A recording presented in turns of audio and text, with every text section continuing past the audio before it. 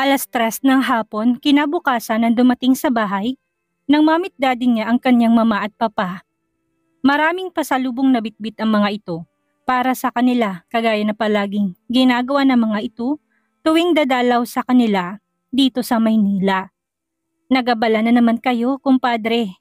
Kahit naman wala na kayong bitbit ay ayos na ayos sa amin. Sabi ng daddy niya habang kinukuha ang inaabot ng kanyang papa.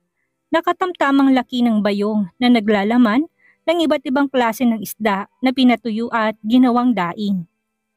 Mahilig kasi sa ganun ang kanyang daddy at alam yun ng kanyang papa, kaya tuwing bibisita ang mga ito ay isang bayong andala. Wala yun, kumpadre, maliit na bagay lang ang mga yan.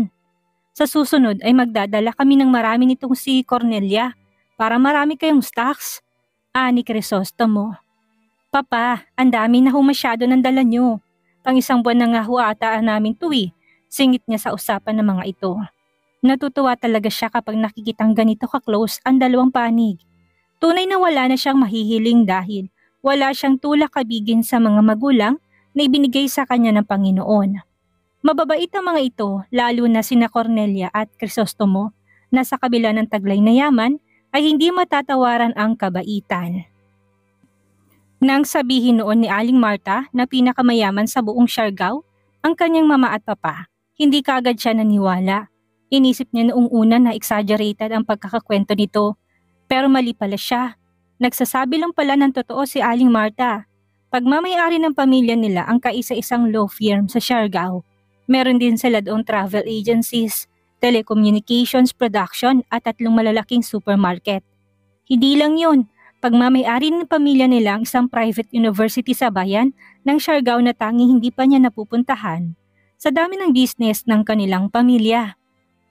Kasama rin sa listahan ng assets ng kanilang pamilya ang isang malaking resort doon na kamakailan lamang daw binuksan sa publiko.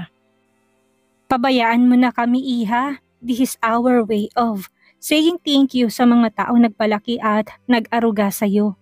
Maliit na bagay lang ang mga ito kung tutuusin at kahit paano'y gusto lang naming bumawi. Ani pa ni Cornelia. Hindi na siya kumibo. Kung sa bagay ay may point ang mga to.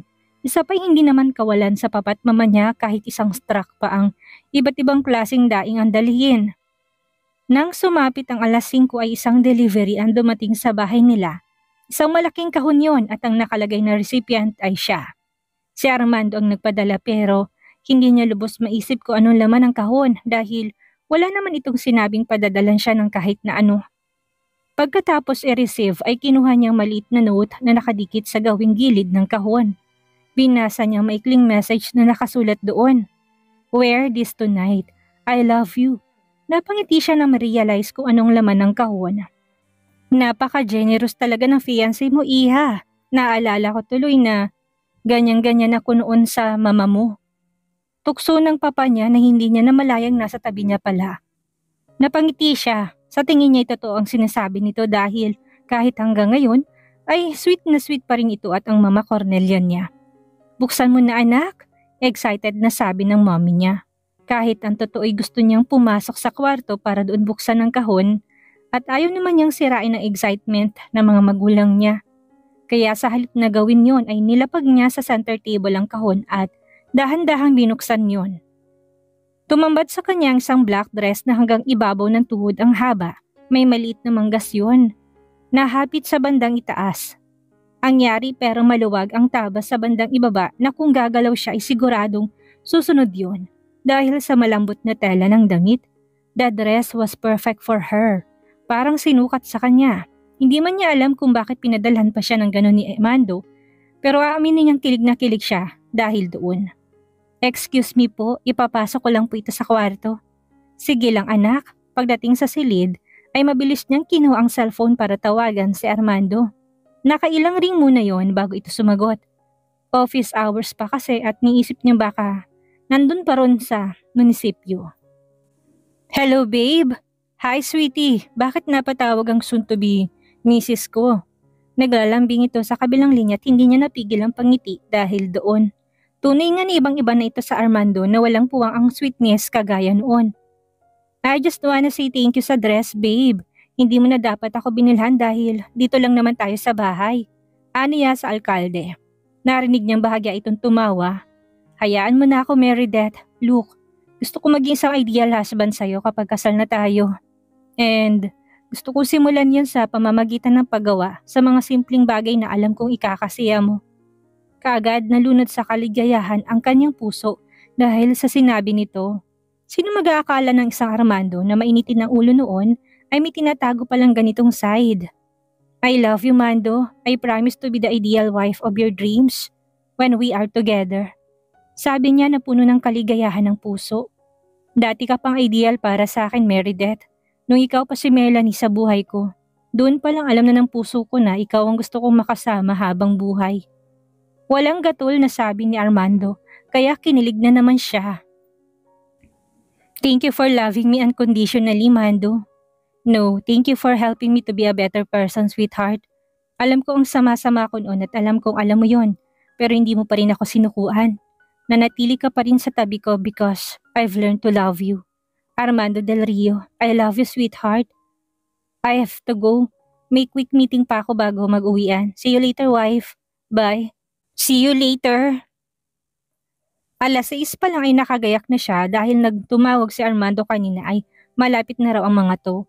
Gaya ng gusto ng alkalde ay sinuot niya na ang damit na ipinadala nito tinanapan na lamang niya ng heels na babagay doon. Ang mahaba niyang buhok ay inipon niya sa ituktok ng kanyang ulot, nag-iwan lang siya ng ilang strand sa gilid ng kanyang tenga. Kinulot niya mga yon, ilang sandali pa ay narinig na niya ang pagtunog ng doorbell at nagsilipin niya sa bintana ng kanyang silid. Kung sina Armando na ngayon, kay lakas ng tahip ng kanyang dibdib, nang ganap nang makita ang kotse ng alkalde. Naunang bumaba si Goff Del Rio para pagbuksan ng pinto ang asawa. Dali-dali siyang umalis sa bintana para muling sipatin ang sarili sa salamin. Anak, nandito na sila. Tinig ng kanyang mommy mula sa labas. Lalabas na rin ho ako, ma. Kay lakas ng kabog ng kanyang dibdib habang nag-uusap-usap sa salang mga magulang nila Armando at nakikinig lamang silang dalawa.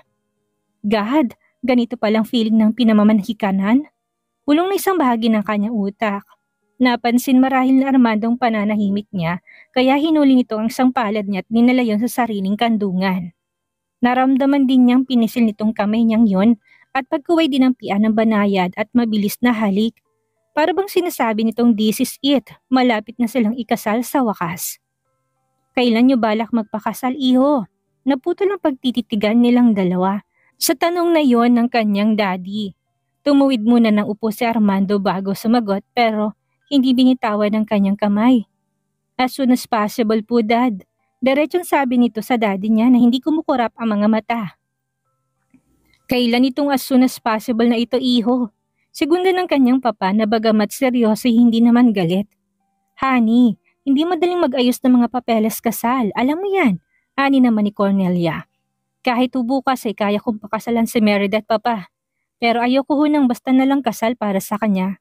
Gusto ko ibigay sa kanyang kasal na gusto't pangarap niya. Seryosong Papa Crisostomo niya at kinakabahan siya sa klase ng tingin nito kay Armando. Pero nawala ang kaba niya nang umitinot to at tinapik sa balikat ang alkalde. Very well said, iho. Dahil hindi din kami papayag na basta na lang kasal ang ibigay mo dito sa prinsesa namin. I want a grand wedding for our daughter. Huwag kang mag-alala dahil pwede naman nating pagtulungan ang tungkol sa bagay na yon. Ani pa ni Crisostomo. Napatango-tango naman ng mama at papa ni Armando, tanda na sang-ayon ito sa sinasabi ng kanyang ama. Bago sila kumain ng hapunan, ay may pinal na desisyon na tungkol sa kasal nilang dalawa ni Armando. At least ngayon, ay hindi na siya manghuhula kung kailan sila magsisimulang mag-ayos ng mga papeles. Dahil ayon kay Armando ay sisimulan na nila yun bukas. Natuldukan na rin ang pag-iisip niya ng kung ano-ano dahil mga magulang na mismo nilang nag-uusap. Maraming dalang pagkain ng mga ito na inayos nila ni Armando sa kusina. Wala silang maid, hindi kagaya sa bahay ng mga ito kaya tinulungan siya ng kasintahan sa paghahanda ng mesa. Nang matapos sila'y animo fiesta sa dami ng pagkain nakahain. Ang ganda-ganda naman ng soon-to-be misis ko. Siguro kapag kasama na kita sa bahay palagi akong tinatamad pumasok. Lumapit ito sa kinatatayuan niya at hinapit siya sa bewang. Napangiti siya. Bakit naman? Baligtad ka naman pala eh. Kunway irap niya dito. Natawa naman ang alkalde at kinurot siya sa kaliwang pisngi. Kasi po parang tatama rin ako dahil parang hindi kita kayang iwanan lang sa bahay maghapon. Sa pagkakataong yun ay siya naman ang natawa. Umalas siya rito at lumayo para balikan ang mga pagkaing inayos nila. Eh di sasama na lang ako sayo sa munisipyo. Magtitigan tayo doon buong maghapon. Biro niya rito. Gusto ko yan. Papalitan ko ng sekretarya ko. Masaya silang dalawa ni Armando dahil naging maayos naman ang kinakalabasan ng pamamanhikan ng mga ito. Madaling nakapagpalagayan ng loob ang kanilang mga magulang at masaya di umano ang mga ito sa nalalapit nilang pag-iisang dibdib. Pero parang gusto nilang ma-pressure dahil isang bukang bibig ng bawat isa. Apo, yun ang hiling sa kanila ng lahat. Mag-ingat ka sa balisin ha. Tawagan mo ko't maya-maya para alam ko kung anong nangyayari sa'yo doon. Bili ni Armando na ihatid niya ang mga ito sa gate ng bahay nila ng gabing iyon. Ang mama't papa niya ay umalis na rin at sa kondo na lang daw ni Jack magpapalipas ng gabi. Opo, ikaw din ha. Mag-ingat ka rin doon. I will. Ay, mamimiss na naman kita, sweetheart. Ako din naman, pero kung konting tiis na lang, malapit nang dumating yung time na palagi na tayo magkasama. Kung sa bagay at alam mo bang hindi na ako makapaghintay?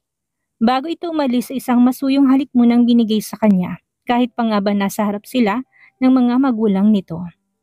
Balisin Island. Welcome to Balisin Island, ma'am. Bati sa kanila ng mga receptionist na nakatalaga sa hotel na yon kay Jonah ay siyang pag-check-in lang nilang magkaibigan. Alas 11 ng umaga na dumating sila. Kahit gutom at pagod ay hindi niya yun halos maramdaman dahil sa ganda ng lugar. Thank you. Magkasabay nilang sagot sa kanan nila nilandas ang pasilyo patungo sa elevator. Walang pagsidla ng saya ang puso ni Meredith dahil sa wakas ay narito na siya. Yun nga lang ay kulang dahil hindi niya nakasama si Armando dahil sa biglaang seminar na dinaluhan nito. Nandito na ba si Camille, Jonah? Hindi ko pa nakausap, Meredith. Mrs. Del Rio, excuse me ho, anong oras ho ang kasal ninyo sa isang araw? Nagulat silang dalawa ni Jonah sa paglapit na ginawa ng isang staff na sinabayan pa sila magkaibigan sa paglalakad. Patdasyat kagad na napatingin sa gawin ni Jonah sa nagtatanong na mga mata. Naguguluhan man sa inasal ng staff ng hotel ay hindi na lamang yun pinansin ni Meredith. Hinila na rin kasi siya ni Jonah kaya hindi na siya nabigyan ng pagkakataong itama ang maling akala ng staff na siya ang ikakasal. Kanina nang paalis sila hindi nakaligtas sa paningin niya ang pagtutok nito sa isang noo. Nagkamali lang yun, wag mo nang pansinin. Pero bakit kilala niya ako, Jonah? Ang weird lang dahil alam niyang ako si Mrs. Del Rio. Ano yun, nagkataon lang? Ano kasi, kilala ko nung staff na yun. Nasabi ko sa kanya na isa ka sa mga bridesmaid ni Camille. Pero suni magiging Mrs. Del Rio ka na rin. Segunda ni Jonah, pero duda siya sa sinabi ng kaibigan. Paano nitong makikilalang staff kadadating lang nila at hindi pa naman sila naghihiwalay ni Jonah? Paano ka naman makikilala nun, Jonah? Saka bakit? Shhh! Tinakpan nito ng palad ang bibig niya. Huwag ka na maraming tanong, girl. Ang importante naman nandito na tayo, hindi ba? Saka mamaya ka na ulit magtanong na magtanong. Nagugutom na ako eh. Hindi na siya kumibo, itinikom niya ang bibig, lalo na nang tumawag sa information si John at sabihin nitong magdala ng food sa kwarto nila. Habang naghihintay sa pagdating ng pagkain ay kinuha niya ang cellphone at tinipa ang numero ni Armando. Nangako nga pala siya sa kasintahan na tatawagan niya ito kapag dating pa lang nila ni Jonah sa lugar. Yun nga ang kanyang ginawa, pero nadismaya siya nang hindi mag-ring ang telepono ng alkalde. Cannot be reached yun, kaya hindi rin niya ito nakausap. O anong drama na naman yan? Bakit sambakol yung mukha mo? Napansin marahil nito ang kandahabang nguso niya, kaya mula sa paglibot ng paningin sa labas ng bintana ng kanilang silid ay binalingan siya ng kaibigan.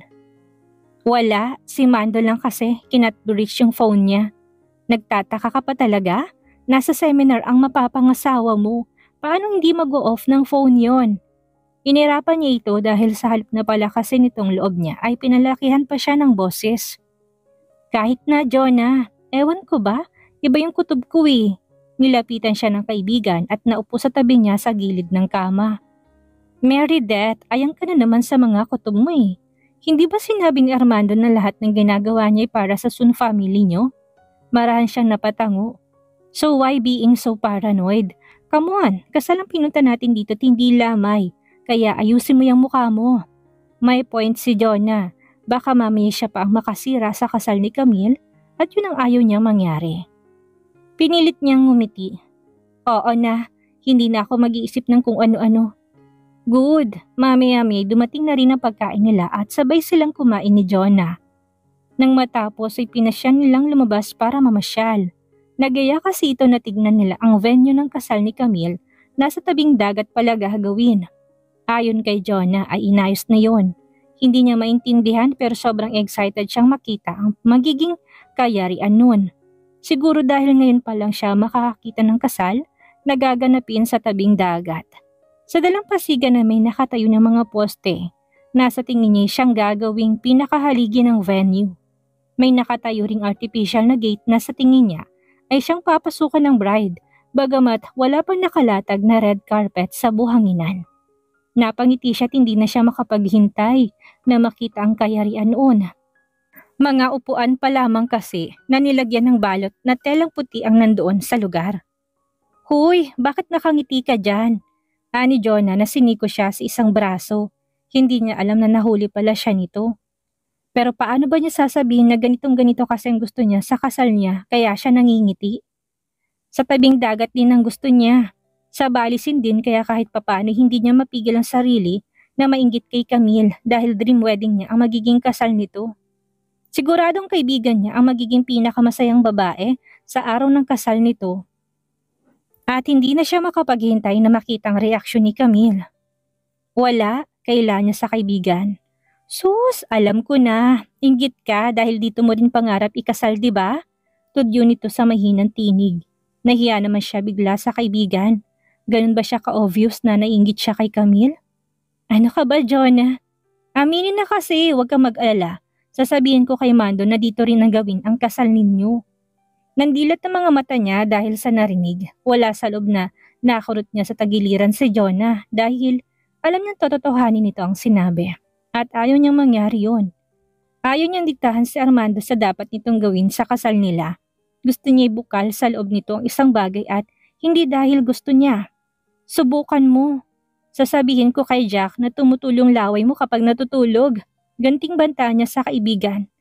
Hala siya, nagbibiro lang ako eh.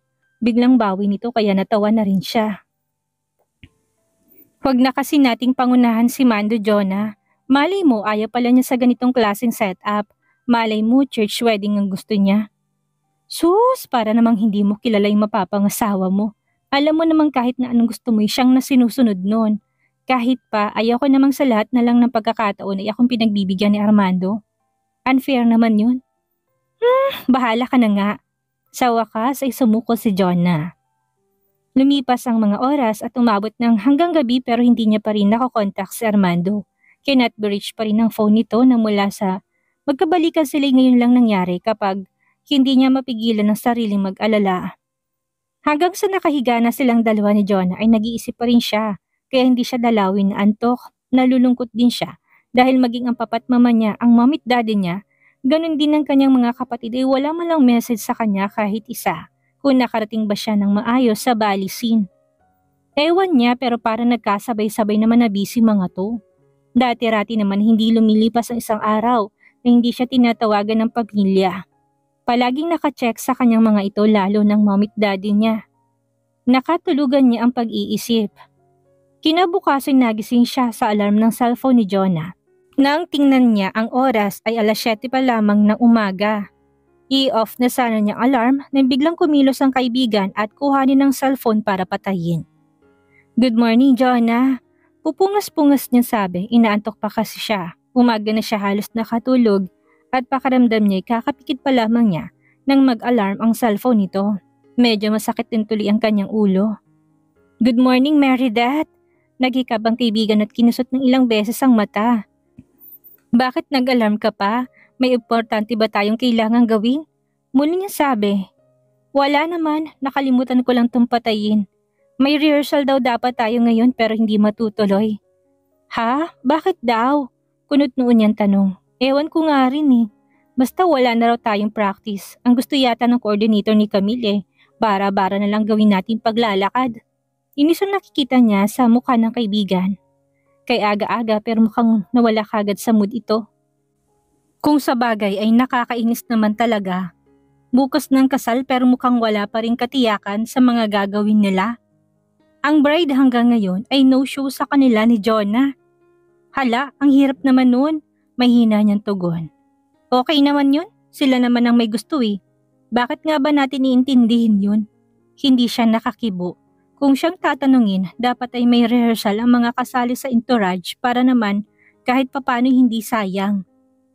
Ang ganda-ganda ng place at sigurado rin siyang maganda ang kalalabasan ng ayos ng venue pero pagdating sa mga tao ay walang kaayusan. Nakakahinayang. Siguradong may mga videographer doon at lalabas sigurado sa video na parang naglalaro lamang ang mga tao. Pero sabi nga ni Jonah ay hindi na nila yun problema. Hindi naman nila kasal yun. Hindi naman silang magbabayad ng mahal sa lahat ng gastos. Kaya wala silang dapat alalahanin. Ang tanging gagawin lang naman nila ay ang maglakad at sumamang magmarcha sa kapulungan. Pagkatapos ay tapos na. Upo na sila para lamang manood hanggang sa matapos ang seremonya. Nang sumapit ang hapon ay muli silang bumalik sa venue ng kasal. Napangiti siya dahil tapos ng ayos doon at parang gusto niyang mapanganga dahil ang lugar ay napapalamutian ng napakarami at naggagandahang fresh flowers na lahat ay iba't ibang shade ng nude color. Lahat ay paborito din niya. May kung ano siyang naramdaman na hindi niya mawari. Ang ganda-ganda kasi kahit noon pa ay nare-relax na talaga siya kapag nakakakita ng mga nude flowers. Kagaya na sa harapan niya ngayon. Ibang siyang dulot sa kanya ng nude color flowers kaysa ng makukulay at matitingkad na bulaklak. Huy, natulala ka na dyan! Ani Jonah sa tabi niya na napansin muli ang kanyang pananahimik. Nahihiya naman siyang sabihin dito ang napansin niya dahil baka tuksuin na naman siya nito na naiinggit siya. Wala, ang ganda-ganda kasi ng pagkakaayos nila. Ang gaganda ng mga bulaklak, Jonah. Bukal sa loob niyang sabi, bawat sulok ay may bulaklak. Maging ang likod ng bawat upuan na binalutan ng puting tela ay may bulaklak din. Ang nagsisilbing altar na nakaangat ng bahagya sa buhanginan ay puno rin ng mga bulaklak at napakagandang tingnan. Wala sa loob na na-imagine niyang siyang nakatayo doon katabi si Armando. Sinabi mo pa, ang galing ng flowerist. Pero wala ka bang napapansin, Meredith? Oo na, paborito ko ulit yung mga bulaklak na ginamit, pati kulay nila, lahat yan gusto ko. Pareho pala kayo ng taste ni Camille, Meredith. I mean, halos pareho kayo ng dream wedding. Ang totoo'y napansin na rin niya yun. Hindi lang niya sinasabi kay Jonah dahil baka iniisip nitong nagkataon lang ang lahat. Naisipan niyang ibahin ang usapan. Speaking of Camille, nasa namang babaeng yun? Ano na? Wala pa rin siyang balak magpakita sa atin? Abay bukas na yung kasal niya. Nagtatago pa rin siya hanggang ngayon? Nangibabaw ang inis na kanyang nararamdaman sa dibdib. Pakiramdam niya dinala sila nito dito pero wala naman pala itong balak na harapin sila ng maayos. Sa tingin niya kinuha lang ni Camille ang pagpayag nila dahil wala na siguro itong maisip ni ibang taong papayag na umabay sa kasal nito. Ha? Naka-check-in na siya kaso ayaw magpakita sa atin ng bruha. Bukas na lang daw sa kasal niya. Ani Jonah na kinakunot ng noon niya. Ano? Grabe naman. Seryoso ba yan? Mas lalo na dagdagan ng inis na lumulukob sa kanyang sistema. Kaya nga ewan ko ba sa kaibigan natin? Napailing na lang siya sa sinabi nito. Palaisipan sa kanya kung bakit ayaw magpakita sa kanila ni Camille. Gayong kung tutuusin ay nasasabik dapat ito sa kanilang mga kaibigan nito. Dahil napakaraming taon ang lumipas bago sila mabigyan ng chance na magkita-kita ulit. Pero hindi sa halip na sugurin sila nito dahil sa kasabikan ay nagtago pa ito na para bang hindi ito nasasabik sa kanila ni Jonah. Napakaganda ng panahon. Asul na asul ang langit at walang makakapal na ulap kaya sigurado si Meredith na malabo ang banta ng ulan. Kay sarap isipin na mamaya lang ay may pag-iisang dibdib na magaganap sa pagitan ng kaibigan nilang si Camille at ng mapapangasawa nito.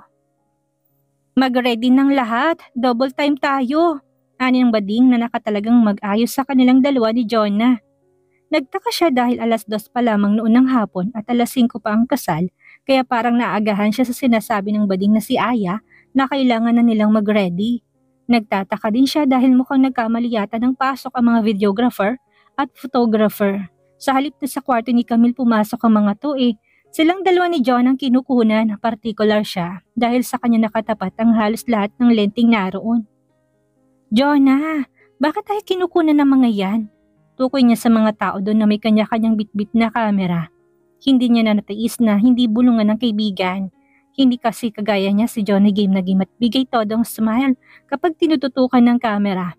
Wala itong kiyemit, walang hiya-hiya. Larawan nito ng labis na kasiyahan.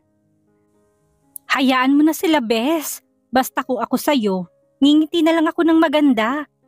Isipin mo na lang na ikaw ay kakasal. Para kapag pinanood niyo yung dalawa ni Mando, masayahan ka sa itsura mo dahil nakangiti ka. Anito sa mahinang tinig. Ha? Anong pinagsasabi mo, Bes? Kunot noong tanong niya. Hindi niya gets kung bakit nasali sa usapan si Armando. Anong ibig ko sabihin kapag pinanood natin yung video? Bahala ka nga, ikaw din. Gusto mo bang maging sambako lang mukha mo? Naisip niyang may point ang kaibigan. Kung trip na mga ito na maging sila'y videohan, ibibigay niyang gusto ng mga to. Sayang naman kasi ang makeup niya. Sayang din ang gagawin sa kanyang ayos ni Aya. Ayan, start na tayo. I'll make sure na ikaw ang magiging pinakamagandang bride sa buong mundo mamaya, Meredith. Sabi ng bading na si Aya habang pinapasadahan ng blower ang kanyang basang buhok. Napangiti naman siya. Kahit paano'y excited siyang talaga. Sinimulan itong ayusin ang kanyang buhok. Ipinusog nito yon ng kalahati at kinulot ang gawing dulo gaya ng gusto niyang ayos. Napangiti siya nang makita ang kayarian noon. Napakasimple niyang tingnan. Si John na nasa tabi niya ay pinusod naman ng mataas ang buhok at iniikot pa itaas sa ibabaw ng ulo. Kaya lang ay nagtataka na siya. Ang kaibigan niya ay sandali lamang kinutingting ni Aya samantalang siya ay binubusisi nitong mabuti. Gayunman hindi siya kumibo, baka sabihin pa ni Aya na ang arte niya. Sa kalagitnaan ng pag-aayos nito sa kanya ay tumunog ang kanyang cellphone. Tumatawag ang mami niya. Sige, sagutin mo na muna yan, ani Aya. Kinuha niyang cellphone at sinagot ang tawag ng ina. Hello ma'am, napatawag ho kayo. Bungad niya sa ina. Nagulat siya dahil bahagyang gumagaralgal ang tinig nito. Umiiyak ho ba kayo? Biglay nag-alala siya. Hindi anak, masaya lang ako para sa'yo. Kasi nga nakarating ka dyan sa Balisin. Pangarap mong makarating dyan, hindi ba? Gusto ko lang din sabihin na mag-enjoy ka mamaya anak. Mahal na mahal ka namin ng daddy mo kahit pa malapit ka nang magkaroon ng sarili mong pamilya. Nagtataka man sa mga sinasabi ng ina ay hindi na lamang siya kumibo. Tinanguan niya ang ina kahit pa nga ba hindi naman siya nakikita nito. Ewan niya pero parang may laman ang mga sinabi ng kanyang mommy. Wala sa loob na dahan-dahan niyang binaba ang kanyang telepono. Naging seryoso siya bigla dahil sa mga sinasabi ng ina. Hindi pa man sila kinakasal ni Armando ay nalulungkot na yata ito dahil malapit na siyang mag-asawa. Girl, okay ka lang? Untag ni Jonah sa pananahimik niya. Sunod-sunod siyang tumango pero hindi na siya nag-abala pang sumagot. Muling tinuloy ni Aya ang pag-aayos sa kanyang mukha. Mula sa katalog ay pinapili siya nito kung anong klaseng makeup ang gusto niya at kagaya sa ayos ng kanyang buhok ay light lang ang kanyang pinili. May contour lang na kaunti sa kanyang mata. Nang matapos si Aya ay pinigil niyang kanyang sariling mapanganga dahil sa kinalabasan ng kanyang itsura. Halos ay hindi niya nakilalang sarili sa salamin. Sakto lang ang kanyang makeup at hindi naging matapang ang kanyang anyo, bagay na pinaka-concern niya. She wants an innocent look na lingid sa kanya ay achieve naman niya kahit wala siyang makeup. Perfect, para kang prinsesa ng mga Diyosa, babaita ka. Bulalas ni Aya matapos nitong i-apply ang finishing touch sa kanyang mukha. Naging siya'y napahanga sa husay ng kamay ng bakla. Ang ganda-ganda mo, Meredith, ani Jonah, nang saglit na iniwan siya ni Aya para kuhanin ang kanyang damit. Natouch pa siya sa paraan ng pagkakasabi ni Jonah dahil nangingilid ang luha ng kaibigan saka siya mahigpit na niyakap. Napamaang siya kung anong meron. Bakit ba lahat ng taong malapit sa kanyang puso ay napaka-emosyonal yata ngayon? I'm so happy for you. I mean pagkatapos ng kasal ni Camille, ikaw naman ang magpapakasal. Ako na lang ang matitirang single. Pero okay lang, Meredith. As long as nakikita ko kayong masaya, masaya na rin ako, friend. Suminghot si Jonah. Kaya naman wala sa oras na napakala siya rito. At noon nga niya nakitang umiiyak ang kaibigan. Gusto niya itong pagtawanan pero kitang-kita niya sa mukha ni Jonah na hindi ito umiiyak dahil umaarte lang. Kung meron man siyang nababasang damdamin sa mga mata ng kaibigan, yun ay walang iba kung hindi tears of joy na hindi naman niya maintindihan kung bakit. Kung siya siguro ang ikakasal ay iisipin niyang masayang masaya ito para sa kanya.